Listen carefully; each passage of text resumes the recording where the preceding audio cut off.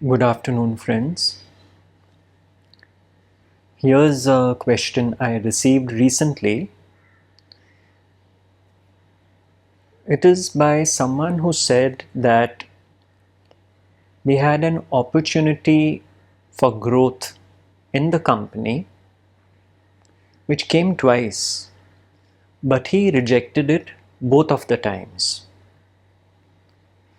And he understood his mistake after he rejected it the second time. And the same issue was with a relationship. There was a girl he was in love with, he wanted to propose to her and was not able to take the opportunity when it arose. So the question is, why were my thoughts clouded in order to take these opportunities when they were there for me? I don't have the answer to that. Why did it happen? And he goes on to say that all the searching led him to one word, which is karma. And then he refers to Ramana Maharshi's famous quote, "What is destined not to happen will not happen, try as you may. Whatever is destined to happen will happen, do what you may to prevent it. This is certain. The best course, therefore, is to remain silent." So he is then asking, how do I interpret the Maharshi's quote in light of these two experiences of not taking the job opportunity and the relationship which came my way? Is it because of my prarabdha karma? These two regrets keep lingering in my head every now and then.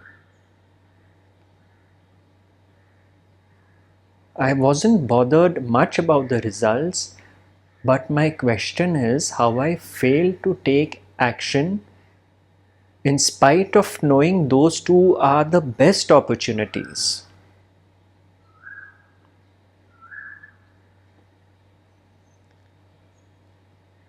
You see, this is an assumption. It may appear that they were the best opportunities and we failed to take them, but we will never know. How do we know what the outcome would have been had we taken those opportunities? So this is the classic one-sided tunnel vision, you see. We think things will turn out a certain way and then we view it as a failed opportunity if we didn't take it. And as the Maharshi's quotation points out, what is destined to happen will happen, and what is not destined to happen won't. It is as simple as that.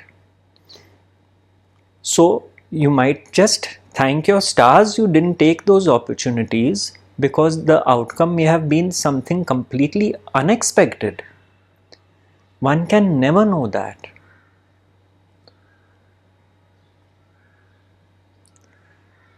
Now, this question of missing opportunities, if we look at it deeper,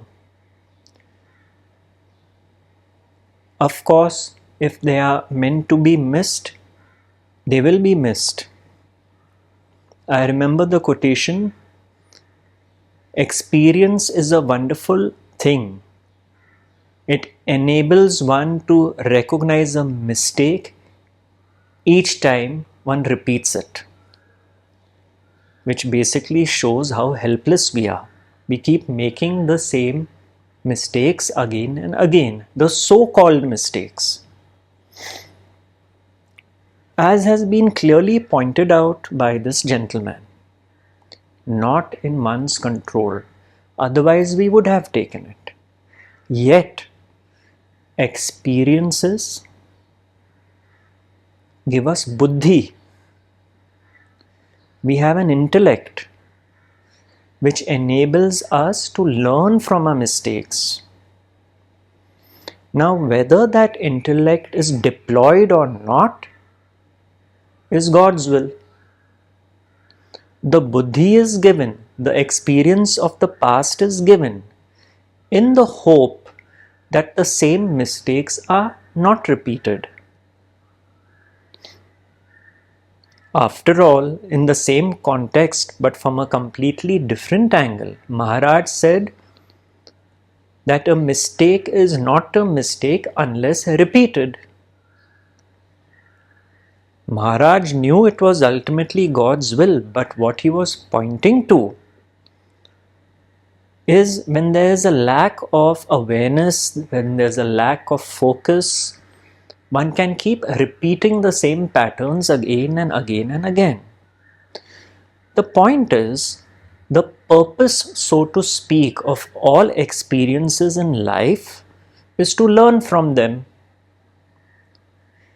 Whether that learning happens or not is God's will. We can certainly try our best.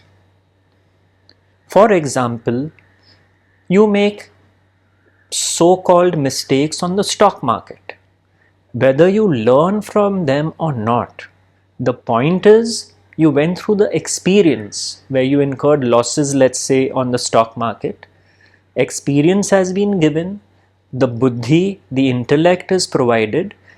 Now, beyond that, whether one falls into the same patterns and keeps committing the same mistakes, or one is able to apply this intellect, that ultimately is God's will. We can certainly try our best. That is the natural course of life, to bring all our learnings to the present moment. Thereafter, the results are not in our control. And to conclude, the point is, when the teaching has been absorbed deeply by someone, the mind no longer dwells too much in the past, that these were my mistakes, I failed, I missed the opportunity, I should not have, I should have, and so on and so forth.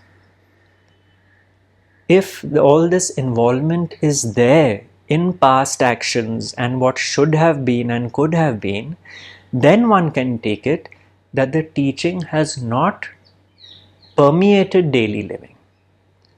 Whereas if one finds that thanks to the teaching, I am able to view these past actions in a different light, without the mother lode of involvement and blaming myself and condemning myself, then one can take it that the teaching is operating in daily living, as a result of which the thinking mind becomes quieter and quieter and quieter, and what we are left with is the peace of the present moment. Thank you.